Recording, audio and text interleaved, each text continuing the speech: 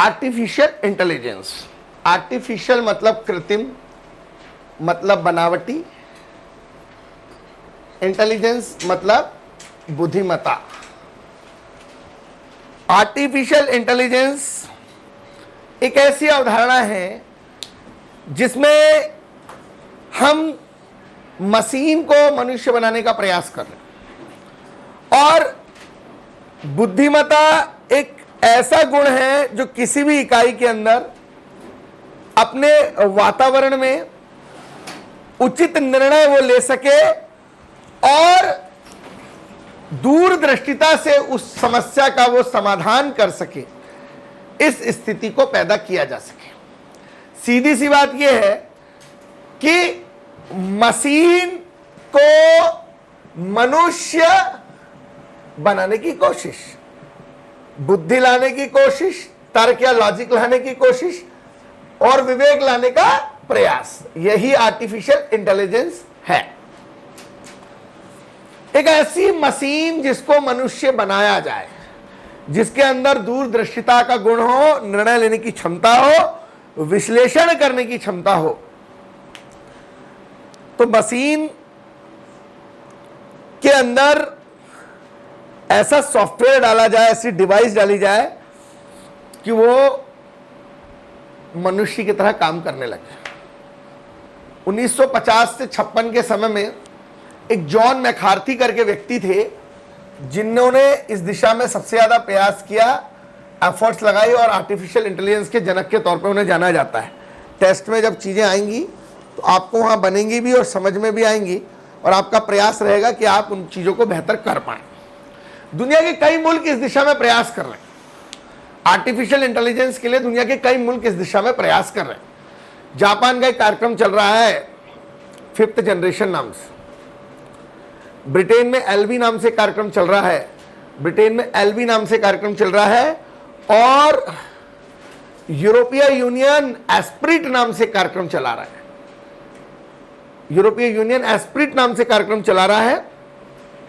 हमारे यहां भी ऐरावत नाम का एक कार्यक्रम इन दिनों चर्चा का विषय बना हुआ है। हाल ही में नीति आयोग ने आर्टिफिशियल इंटेलिजेंस फॉर ऑल करके एक डॉक्यूमेंट स्टोरी चालू करी और राजीव कुमार जी को उसका अध्यक्ष बनाया, और आर्टिफिशियल इंटेलिजेंस की क्या संभावनाएं भारत में हो सकती हैं इसको लेकर प्रयास हुए। एक लिस्ट प्रोसेसिंग करके लैंग्वेज होती है, लिस्ट, जो कि कंप्यूटर में जिस तरीके से फोटॉन लैंग्वेज का यूज किया जाता है, उस तरीके से आर्टिफिशियल इंटेलिजेंसी के लिए इस लैंग्वेज का यूटिलाइजेशन किया जाता है।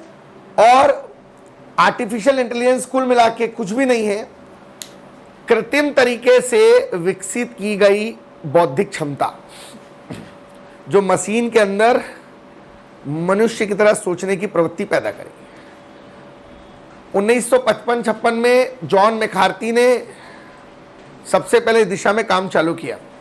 उन्होंने एक सीधी सोच बताई, एक सीधा कंसेप्ट बताया कि कुछ इंफॉर्मेशंस को कलेक्ट करके नॉलेज में तब्दील कर लिया जाए, और वो इंफॉर्मेशन को कलेक्ट करके नॉलेज में तब्दील कर लिया जाए, और सिंथेसिस तरीके से उसका एनालिसिस किया जाए, और उसको आपके माइंड और मेमोरी में डाल दिया जाए, और उसको विजडम और आपके कॉन्साइंस माइंड के अप्रोच में इस तरीके से रखा जाए कि वो चीजें आपको हुबहू उतर जाएं, और उसी तरीके से व्यक्ति काम करने लग जाए।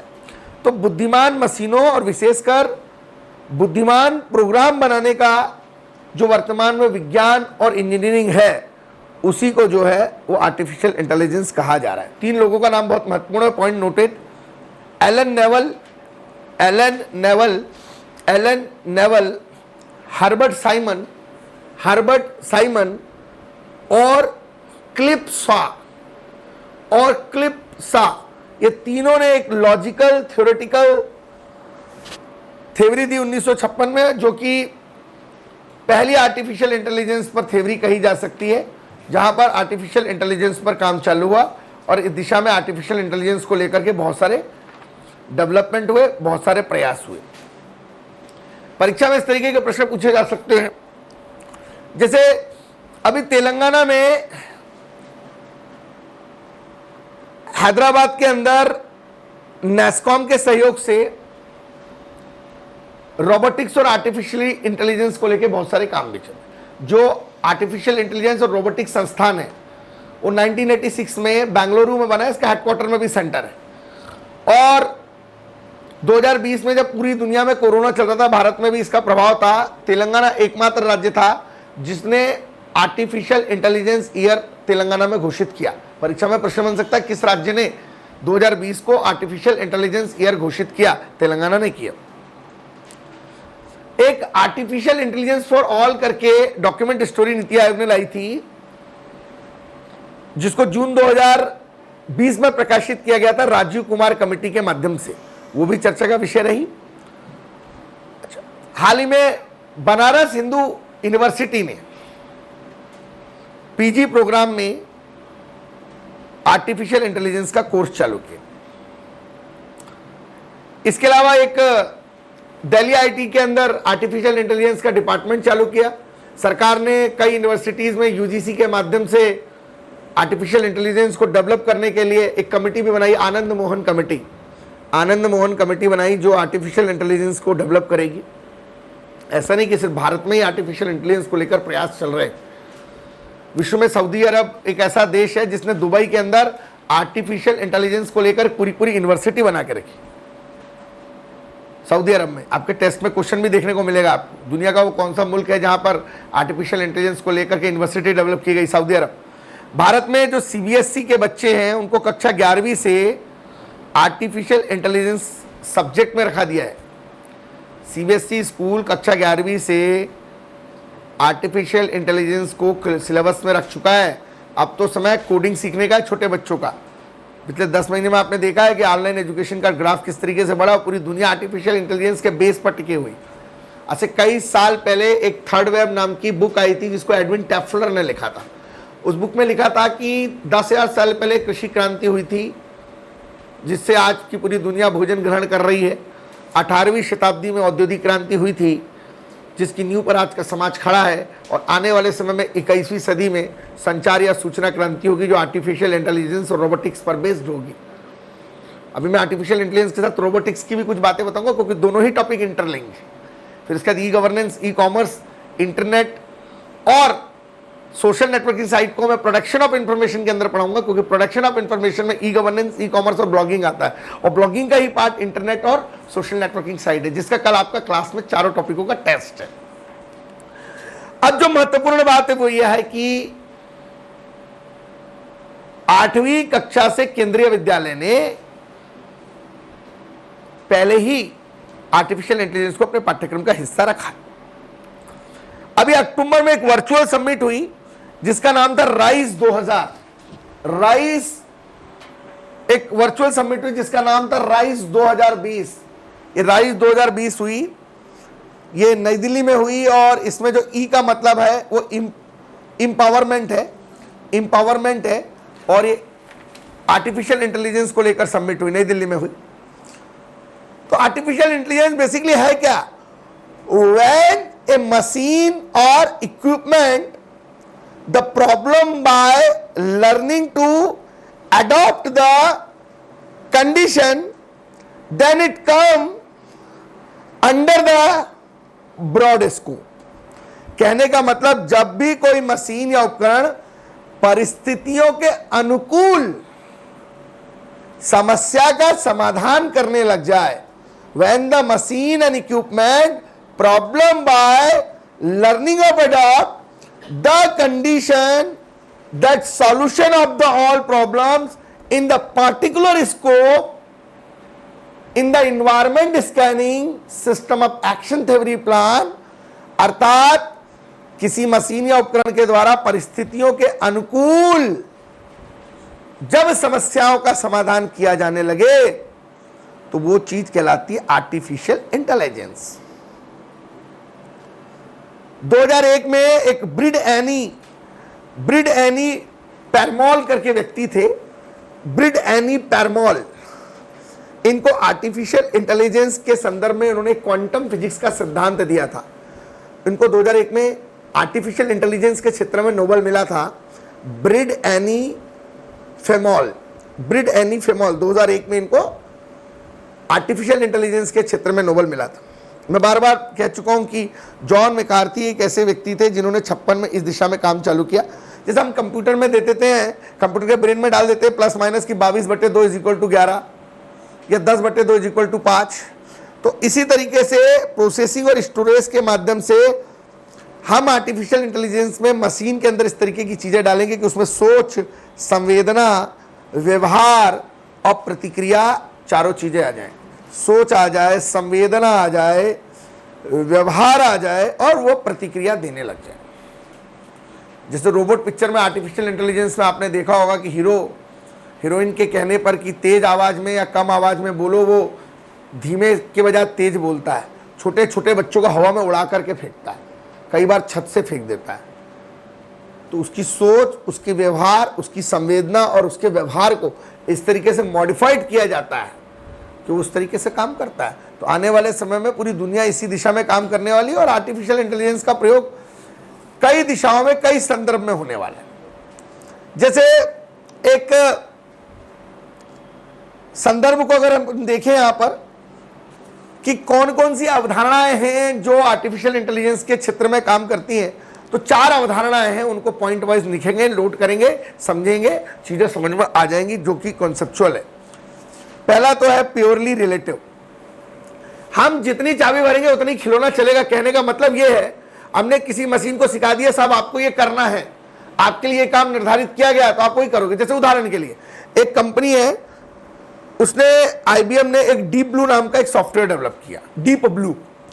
और उस डीप ब्लू सॉफ्टवेयर को बोला कि भाई ये फला आदमी है, ये गैरी कॉस्परो है, इनके साथ आपको शतरंज खेलना है। तो गैरी कॉस्परो के साथ 10 फरवरी 1996 को डीप ब्लू नाम के कंप्यूटर को, जिसको प्योरली रिलेटिव करके उसके अंदर इस तरीके का सिस्टम डाला गया, गैरी कॉस्परो के साथ उसका शतरंज का खेल खिलवाया गया। और उस खेल के अंदर 10 फरवरी 1996 को गैरी कॉस्परो हार गए। बाद में उन्होंने IBM कंपनी के ऊपर केस वेस किया। तो ये डीप ब्लू क्या है, इस तरीके का एक क्वेश्चन आपसे पूछ सकता है कि डीप ब्लू एक प्रकार का प्योरली रिलेटिव सिस्टम है और जो चेस प्लेइंग से रिलेटेड है, पूर्णतः प्रतिक्रियात्मक चीज है। इसी तरीके से एक अल्फा गो करके गूगल डीप माइंड कंपनी ने गेम बनाया। गूगल डीप माइंड कंपनी आपको अंडरस्टूड होगा, गूगल डीप माइंड। उन्होंने अल्फा गो नाम का एक गेम बनाया और ये अल्फा गो नाम का गेम बनाया अक्टूबर 2015 में। एक बहुत बड़े खिलाड़ी हैं ली सिडोल, उनको इस अल्फा गो सॉफ्टवेयर ने हरा दिया। अल्फा गो क्या है पूछ सकता है। अल्फा गो भी एक डीप ब्लू की तरह ही प्रोग्राम डिजाइन किया गया। तो अल्फा गो गेम में ली सिडोल हार गया। यह भी आर्टिफिशियल इंटेलिजेंस पर बेस्ड एक प्रोग्राम है। परीक्षा में पूछ सकता है अल्फा गो क्या है, डीप ब्लू क्या है ना। इसी तरीके से ये पहला पॉइंट हुआ आपका प्योरली रिलेटिव, जिसमें 2 केस स्टडी मैंने बताई, एक डीप ब्लू की बताई और दूसरी मैंने आपको स्टोरी क्या बताई साहब, अल्फा गो की। आर्टिफिशियल इंटेलिजेंस पाठ्यक्रम में नया जरूर जुड़ा है, लेकिन ये सिविल सर्विस की तैयारी कर रहे हैं ट्रेनर्स और गंभीर विद्यार्थियों के लिए जो एकाग्रता से अध्ययन करते हैं, ऑलरेडी कई ऐसी किताबें हैं जिनके अंदर ऑलरेडी ये पहले से मौजूद है और टॉपिकों का हिस्सा रहा है। साइंस एंड टेक्नोलॉजी में, UPSC में आर्टिफिशियल इंटेलिजेंस, रोबोटिक्स, ये सारे जो टॉपिक्स ऑलरेडी हैं, ये IAS के सिलेबस में है। मध्य प्रदेश PSC ने जरूर इनको अभी चिन्हित किया है। तो निस्संदेह आप अच्छे से पढ़ेंगे तो चीज़ें कहीं बाहर नहीं है। मन लगा के, कंसंट्रेट होकर, एकाग्रता से पूरी 10 यूनिट के हर टॉपिक को पूरी तरीके से समर्पण के भाव के साथ, सही समय पे, सही तरीके से, सही समाधान के साथ अगर आप पढ़ेंगे तो निस्संदेह परीक्षा आपके फेवर में होगी और ड्रीम बोर्ड स्कोर आप कवर करेंगे और 2021 आपके लिए मंगल, शुभ, सार्थक, सफल सभी तरीके से पॉजिटिव रहेगा। बस आपको उसके लिए पढ़ना पड़ेगा, एकाग्रता बढ़ानी पड़ेगी, गंभीरता लानी पड़ेगी, समर्पण के भाव से काम करना पड़ेगा और प्रतिबद्ध होकर डेडिकेशन, डिवोशन और डिसिप्लिन से लगे रहना पड़ेगा। एक चीज है आपका लिमिटेड मेमोरी, इसमें चैटबॉट जैसी चीजें आती हैं। जैसे एक डॉक्टर स्नेहा करके हैं, उनका एक चैटबॉट चलता है डॉक्टर स्नेहा का, टीनेजर्स के लिए। लंदन की कंपनी वो कार्यक्रम चलाती है, मैं कुछ भी कर सकती हूँ। और वो चैटबॉट में मैं कुछ भी कर सकती हूँ, मैं टीनेजर्स अपनी समस्या पूछते हैं डॉक्टर स्नेहा से। तो ये जो लिमिटेड मेमोरी है, लिमिटेड मेमोरी के अंदर एक चीज आती है चैटबॉट। ये बिल्कुल वैसे ही जैसे हम चैटिंग करते हैं। तो चैटबॉट में डॉक्टर स्नेहा से मैं कुछ भी कर सकती हूँ। इस साइट पे जाकर के आप लिंक में अपने कमेंट करके टीनेजर अपनी समस्याएं डॉक्टर स्नेहा से साझा कर सकते हैं और डॉक्टर स्नेहा उन टीनेजर्स की समस्याओं का समाधान भी करती हैं। और ये चैटबॉट एक प्रकार का लिमिटेड मेमोरी सिस्टम पर बेस्ड काम है। तो जो आर्टिफिशियल इंटेलिजेंस है उसकी अवधारणा नंबर 1 हुआ प्योरली रिलेटिव, अर्थात पूर्णतः प्रतिक्रियात्मक।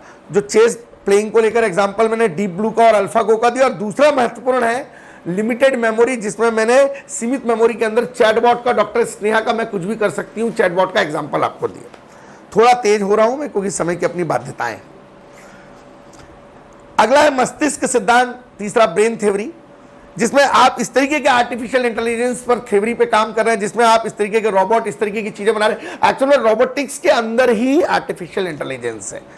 जो आपके इमोशन, जो आपके बिलीव, जो आपकी थॉट प्रोसेस, जो आपकी थिंकिंग लाइन, जो आपके एक्सपेक्टेशन, जो आपकी सोशल नीड्स, सभी चीजों को समझ सके, इस प्रकार के आर्टिफिशियल इंटेलिजेंस बेस्ड आप डिजाइनिंग रोबोट्स तैयार कर रहे हैं। और मस्तिष्क सिद्धांत की थ्योरी पे इसमें काम चल रहा है, जिसे सोफिया नाम का रोबोट बना है, व्योममित्र नाम का रोबोट बना है, एरावत नाम के प्रोग्राम पे काम चल रहा है। आने वाले समय में ऐसे बहुत सारे प्रोग्राम चल रहे हैं। इसके बाद चौथी हेडिंग है सेल्फ अवेयरनेस, आत्मचिंतन। सेल्फ अवेयरनेस, आत्मचिंतन, सेल्फ अवेयरनेस, आत्मचिंतन, ये भी एक बहुत महत्वपूर्ण आयाम है और इसके माध्यम से भी विभिन्न प्रयास चल रहे हैं।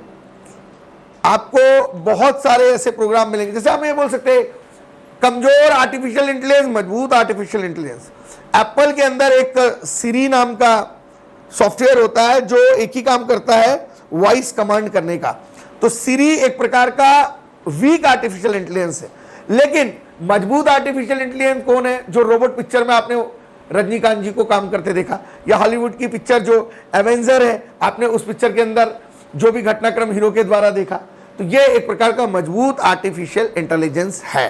तो कुल मिलाकर आर्टिफिशियल इंटेलिजेंस एक पूरी की पूरी प्रक्रिया है जहां सोच, संवेदना, व्यवहार, प्रतिक्रिया, तमाम चीजों को आर्टिफिशियल इंटेलिजेंस के अंतर्गत इस तरीके से जोड़ा जाएगा, इस तरीके से रखा जाएगा, इस तरीके से एक सिस्टम बनाया जाएगा कि एक नई दुनिया, आभासी दुनिया, वर्चुअलिटी पर बेस्ड काम करने के लिए बनाई जाए। और कृत्रिम बुद्धिमत्ता एक बहुत बड़ी थ्योरी है, इस पर रिसर्च हो रहे हैं सिंथेसिस लेवल पर, एनालिटिकल लेवल पर।